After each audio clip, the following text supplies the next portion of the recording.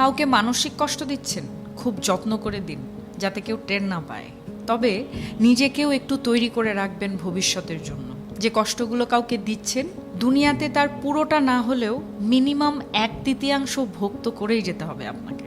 গোলাকার এই পৃথিবীতে আপনার দেয়া কষ্টগুলো ঘুরে ফিরে কিন্তু আপনার কাছে একদিন না একদিন ফেরত আসবে। আপনি নিজেই আত্ম অনুশোচনায় ভুগতে ভুগতে একটা সময় শেষ করে দেবেন নিজেকে, যা হয়তো আপনার সো কল্ড ইগোর জন্য ওই মানুষটার কাছে ক্ষমাও চাইতে পারবেন না। আমাদের সবার মনে রাখা উচিত, মানুষের দীর্ঘশ্বাস খুব খারাপ হয়। সামনে এগোতে গেলে শেকলের মতো পা জড়িয়ে টেনে ধরে। ভালো থাকুক আমাদের চারপাশের মানুষগুলো। ভালোবাসার মানুষ, ঘৃণার মানুষ, কাছের মানুষ, দূরের মানুষ সবাই ভালো থাকুক। অভিশাপ না দিলেও রুহের হায় বলে একটা কথা আছে, যাকে রিভেঞ্জ অফ নেচার বলে, যেটা আমাদের বিশ্বাস করতেই হবে। প্রকৃতি কিছু ভোলে না, সময়ের ব্যবধান মাত্র।